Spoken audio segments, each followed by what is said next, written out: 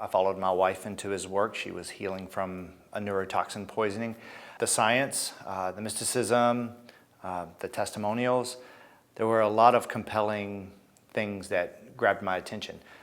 I didn't feel like I had anything to heal, to necessarily get over. I felt like, hey, meditation could be good. Why not become a better version of myself? So I started the practice with her. And sort of a bit of a backstory, I guess. I had what some people would probably classify as trauma at a young age. I was given up for adoption at a young age. I was luckily adopted into a loving family. I had a wonderful childhood growing up. Then teenage years, I kind of wandered a little wayward, got into my share of trouble. I had some major setbacks in some regards, but ultimately managed to put those things behind me. And one of the things that rang so clearly for me with Dr. Joe's message was, you're not your past, and you're always moving forward. You're looking at that future, you're embodying that future, and you're becoming that future. Fast forward back to Dr. Joe's work, getting involved. We picked up his books, meditations, started doing the work, purchased the online progressive, got very intense with the work. We got to Niagara Falls, and the work commenced. We went at it nonstop. I started with the body parts meditation from Breaking the Habit, I believe, and I really worked on that method, working on getting myself in space, learning to converge and diverge my focus. And I realized what was starting to happen. And so it got me excited. I started becoming a little more intent about moving forward with the work. I started doing, I think it was Bowtech 1 was my first Bowtech. And I was able to focus and converge and diverge on the energy centers and really start to tune into that. I did that for weeks, nonstop, every day. Among some others, one of my favorites is the generous present moment. I had some wonderful experiences with that meditation as well. I continued with the Bowtech work for the 5 months leading up to the event and felt very connected with my energy centers and the ability to create that convergent and divergent focus and start to feel energy and feel energy moving. I didn't understand what was happening at that time. I was still just sort of wandering around the progressive work and the books and meditations I had. And when I got to Niagara Falls, that's when it all fell into place like I had no idea it could. The very first evening meditation we did, I think we had an evening meditation that first day, and my fourth center just completely exploded. And I didn't even try, I didn't know to look for that, I didn't know to make that happen, it just happened. And feeling this incredible sense of love and joy and abundance of that love and joy. And I just wanted to give it away, I just wanted to send it out. And I had seen a gentleman there who was in a wheelchair, and I had noticed him, and for some reason he appeared in that meditation. And I was just sending him so much joy and love. And that's when it started. That's when this journey with my giant heart on, as Dr. Joe likes to say. Thanks, Joe. It started, and it continued all through Niagara Falls, just one incredible experience after another. And I didn't realize it at the time, but all that work that I had done leading up to that event, following the formula, following the blueprint that Dr. Joe lays out, doing the work every day, not beating myself up when a meditation isn't what I thought it should be, always expecting the unknown, always looking into the unknown, and just feeling the gratitude for being able to look into the unknown and continue moving forward. Getting out of Niagara Falls was quite an experience coming back into the real world. My wife and I worked exceptionally hard to make it an easy transition. Luckily, our lifestyle helped facilitate that. We don't live in a suburban area. We live in a very beautiful, mystical place. We were able to integrate nice and easy, and we continued the work after Niagara, and we also realized the real benefit of this work coming to an advanced retreat is the community that you become a part of afterwards. We had no idea that was going to happen, and it's been the best. We have developed this beautiful network of other genius friends. We kept in touch with them. We were doing phone calls. We were FaceTiming.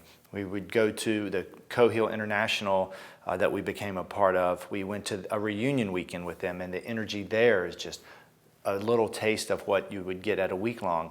We then organized our own Dr. Joe reunion weekend out in San Diego while we were traveling. Again, just this high vibration energy from all of these beautiful geniuses coming together. And we realized, well, we can't stop now. You can't not know.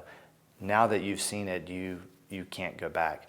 While we were doing that work, fostering and nurturing that network and doing the work with them, we started traveling, and we are traveling in an RV motorhome van, and our schedule got adjusted from where we had back home. So things changed a little bit. I was traveling for work, and I started noticing my meditation routine was getting a little maladjusted. Still doing the work, still having amazing experiences. In fact, I had the most profound meditation ever while we were traveling in the van. Random meditation. I knew I had to meditate. I was like, okay, let's go. Just lay down and meditate, and amazing things happen. So I'm still doing this work, still getting the energy, but my schedule is a little off. And I'm starting to get input from 3D, from work, from people that you come in contact with, and I start feeling it. I start seeing those feelings and emotions coming back, and I'm not letting those happen. But what I noticed leading up to the Indian Wells event was those things were starting to affect me.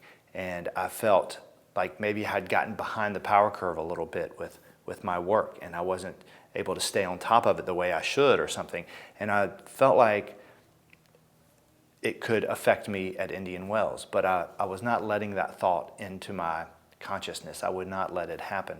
So I kept thinking that everything is going to be amazing. It's not another Niagara Falls. That was effortless and beautiful and is always going to be that. This is the future. This is moving forward.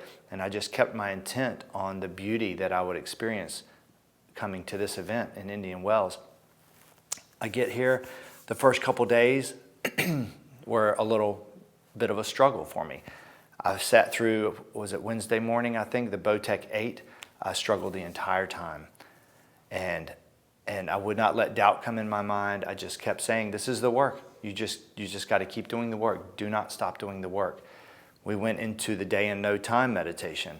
Same thing, struggling, fighting myself, can't get out of the way. It was just a battle royale going on around.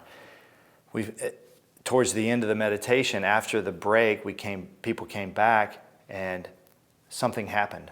I just gave up. I was tired of watching these images and dismissing these thoughts that kept popping up. I just got fed up with it. I sort of gave up, and I just surrendered completely. And that's when I just slipped in right through the eye of the needle, and it was that beautiful, divine light, that love and joy that when you get it, you know.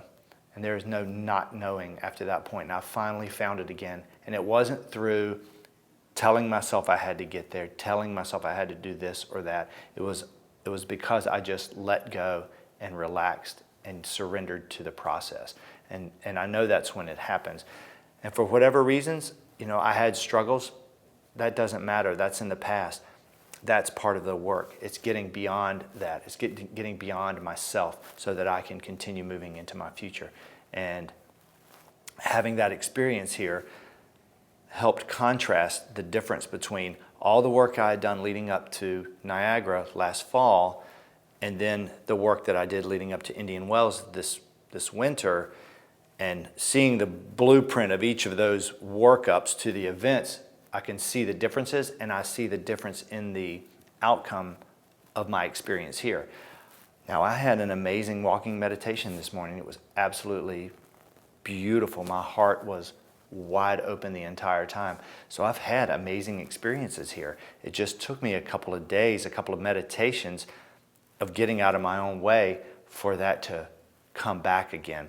And now I just pull my mask down, the music comes on, and it blows up.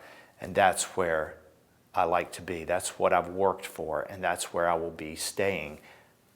I know the difference between doing the work intensely every day, multiple times a day sometimes, and then having some gaps and some schedule conflicts and things that kind of throw you off kilter. What brings you back? It's the work. You keep doing the work, and you know that you're going to have the most beautiful experiences if you just give in and do the formula.